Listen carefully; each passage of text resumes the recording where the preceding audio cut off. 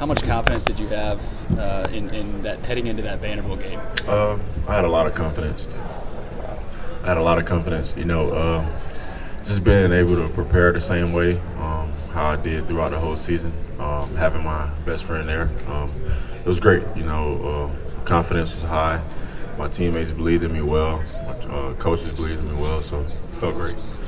Joe, with being here now going into your third season, I mean, what level of comfort do you have in this offense with Josh, and as you prepare to take over for this full season? I'm comfortable.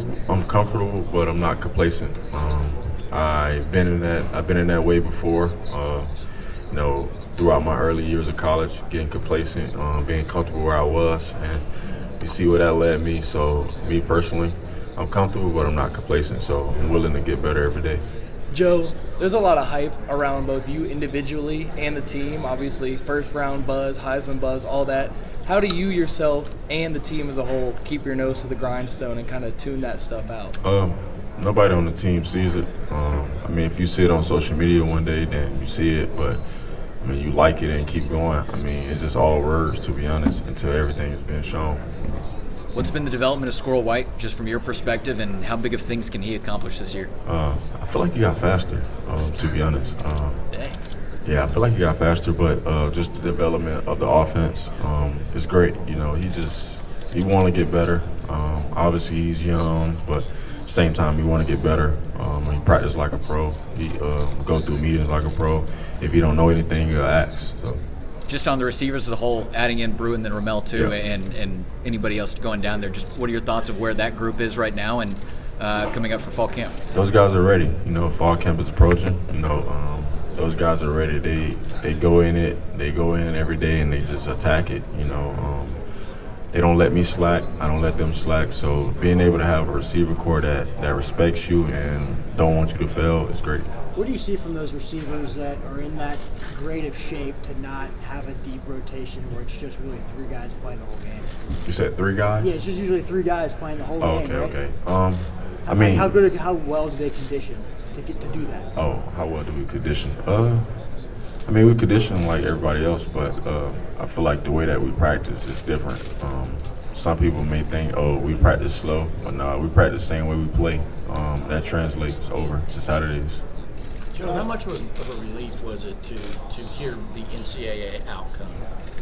It was a relief, but at the same time, me and my teammates, we put that in the past just because that was out of our control. That was the last staff, the previous staff, and I'm not familiar with that. I wasn't recruited by them, I wasn't here. So at the same time, it was a relief. Yes, absolutely, but at the same time, we don't feel no different. Josh, what part of your game has improved the most on, Joe, in terms of short passes, intermediate? You get the strongest arm maybe in college football. Yeah, no maybe, but all of it. I feel like I can get better at everything. Just the opportunity to get better every day. So 1% better turns into 100%. So I feel like everything in my game that I can possibly improve on, I want to improve on. I have. Joe, where do you put yourself against the likes of Caleb Williams, Drake May, some of those projected first rounders next year? Those guys are great. Those guys play great football, and they are at great, prestigious programs. But I don't compare myself to no one. I'm kind of just focused on what's ahead. That's the first game against Virginia, and willing to take the team to a victory. So, just focusing on that and get my guys around the building just more confidence in themselves and just willing to build that bond and keep building that bond with my guys. Joe, you talk about the complacency maybe you felt early on. Mm-hmm. Is there a point in time where that morphed for you, where you went from going, okay, I was one way, now I'm different? Yeah. I think that's just as you get older as a man. I was 19 to 20 at Michigan, right? And now I'm 23. So, as a man, you see the mistakes you made in your previous life, and you just want to fix them. So those things that I made in my life, and I just wanted to fix, so I fixed them. Coach Heupel talked about how you trust the people around you to go through that. How hard was that, and what were some of those conversations like when you were trying to kind of get in that mindset? It was hard just because I didn't know no one here. I didn't know anyone, and I didn't have no one to lean on until I met Hendon and Tyler Barron and Wesley Walker. after I met them, I was fine personally, just because the things I was facing, I can get off my chest. And also, Hendon went through the same things I went through before, so just being able to translate and talk about the problems we face is great. So who have you seen step up as a leader in that receiving room with all those multiple parts? In the receiver room? Yeah, in the receiving room. Ramel and Brew. Those guys, those two guys are the oldest, right? So those guys took a big step of just being on time, seeing things different. If things not working correctly, they'll fix it. They're not shy no more. Like, me and Ramel went to New York, and it changed his whole perspective of life. Like, he talks more. That was the most I ever heard him talk in New York. So just being able to overcome that and being yourself, that's pretty much what we preach, is be yourself, Don't let nobody change you. Don't change because people are around. Just be yourself.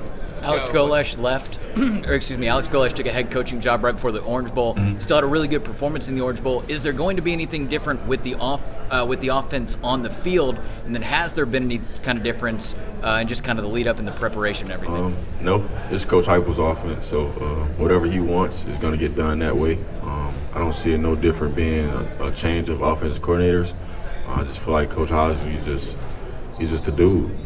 And he have the guys in the quarterback room with us, Mitch and, Phillip. Those guys in the room with us, and they're willing to help no matter what. So just being able to be around those three guys every day is a blessing. You saw some hostile road atmospheres, in the Big Ten. Your first road game this year is going to be in the Swamp. I'm just curious about looking forward to that and some of the road atmospheres that you're going to face and how you're going to handle that. I feel like the more you prepare and practice, the more the outside of the game, the noise and all that don't play a factor. Obviously, it get loud in the Swamp, but at the same time, the more you prepare, and throughout that week we'll have loudspeakers behind us, so we'll be able to translate everything and try to make it work. And you're a Florida kid. Are you going to have a little bit of a cheering section, or now are you going to have people? I'm going to have a cheerleader section every game. I think that's what my family does best, is support, So being able to have that support from them is going to be great. You don't lose in the state, right? Huh? You don't lose in the state of Florida. My confidence level that way. I just prepare to win, so no matter what. How big was it for Tennessee beating Florida last year? It was great. It was a big opportunity. It was a big jump for Tennessee itself as a program, and for the guys that made it happen. They made it happen for a reason, because they prepared that way. What's the most fun thing about playing in Josh Heupel's offense? The most fun thing, scoring. I never scored so fast in my life, so I think scoring. What's the biggest thing you've learned about what it takes to be a quarterback in this conference since you've been in Tennessee? You just have to prepare the right way. You're going to have great dudes every game, right? So being able to study that film and understand what guys are going to do before they do it is the best part. Handing Hendon's best down, or from a teammate's best down, of what it's like to be out there as you're going to get settled in? No. I feel like the more anybody could talk to you about what the SEC football is like, you have to experience it on your own to actually understand it. Josh, what were some of the biggest differences you noticed in terms of maybe playing a Big Ten defense versus an SEC defense? The speed. Obviously at the Big Ten level, like on my team at Michigan, I had Aiden Hutchinson, right? So he was in my class, just going against him every day. He got faster as the years went by, so now it's just guys that's his size all the time. Like, that's the whole D-line, so. Joe, who are some of the defensive players that have caught your attention since the end of last season? Tyler Barron, Wesley Walker, Kamal Haddon, Tank, Warren, Burrell, back fully healthy. So Warren caught my eye again. Kristen Charles, a dog.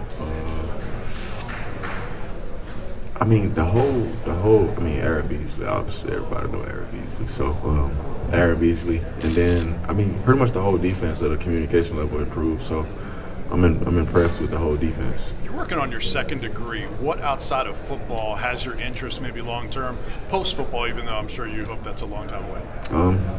Nothing, man. To be honest, I just want to be a coach. I want to be able to give back.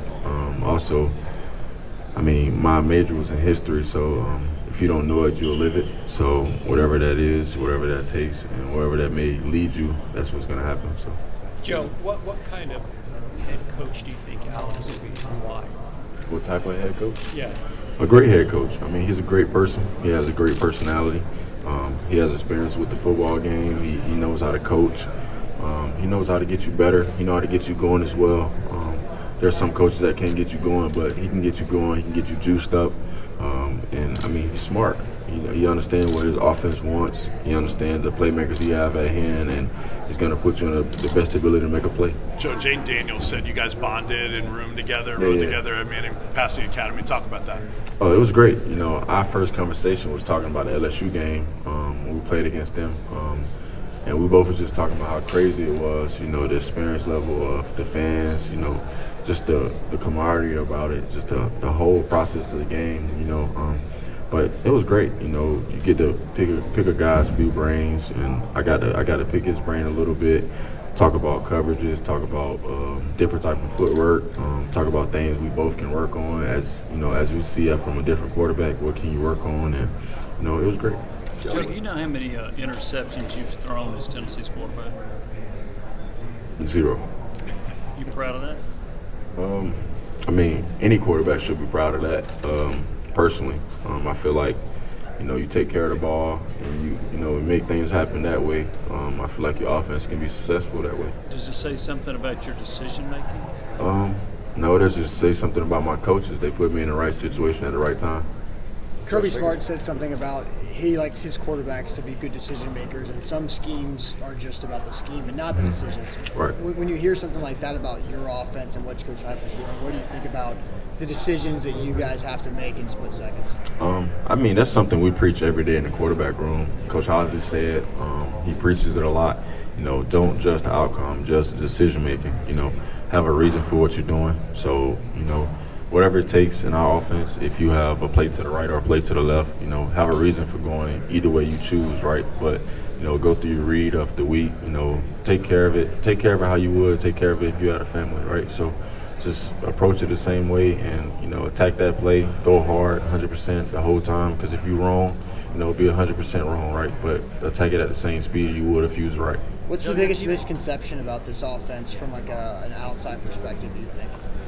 Some people say it's not getting you ready for the NFL, but it is, because you have the coaches that that either went or either coached in the NFL, right? So they have the terminology for you, they have the knowledge for you that you could possibly need for the NFL. Joe, your teammates have talked about kind of the transition the program made as a whole, year 1 to year 2, from hoping to win to expecting to win.